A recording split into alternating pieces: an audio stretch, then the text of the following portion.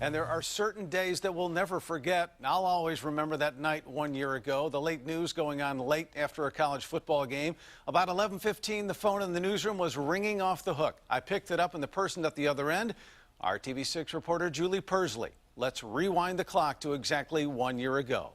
This is amateur video sent in by a viewer. You can see the flames right there. This is some of the first video we saw of houses burning in the Richmond Hill subdivision that fateful night. Cell phone video taken by an area resident. Reporter Julie Persley, who lives 6.2 miles away, felt the blast. When I heard this, it literally shook the windows in the house. The first 911 call came just 2 minutes after the blast. Dozens of police officers, many of them off duty, and hundreds of firefighters responded.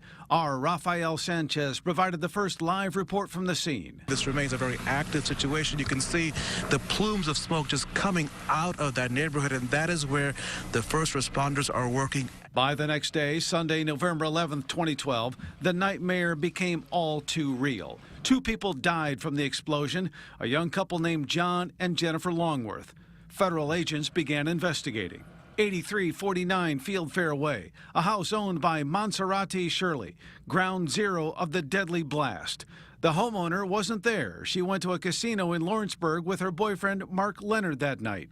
November 20th, investigators reveal what they believe caused the blast. Natural gas intentionally released into Shirley's home and detonated remotely. A week later, 33 houses damaged in the explosion need to be torn down.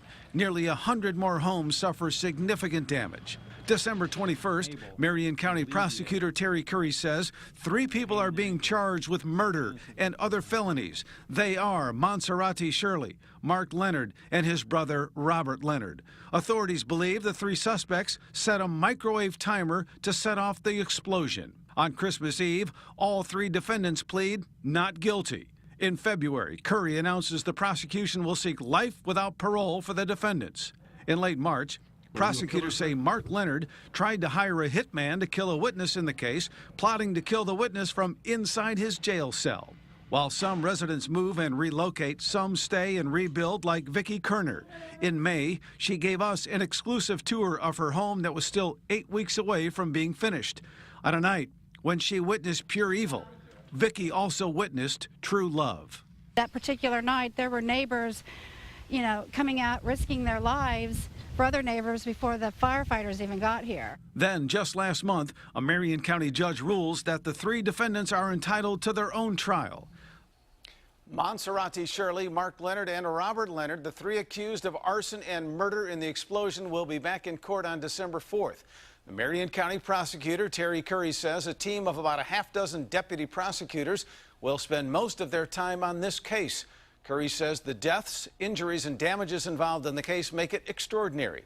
He says they hope to know in early 2014 the timeline for all 3 trials. And you can find all our coverage on the Southside explosion by logging on to theindychannel.com.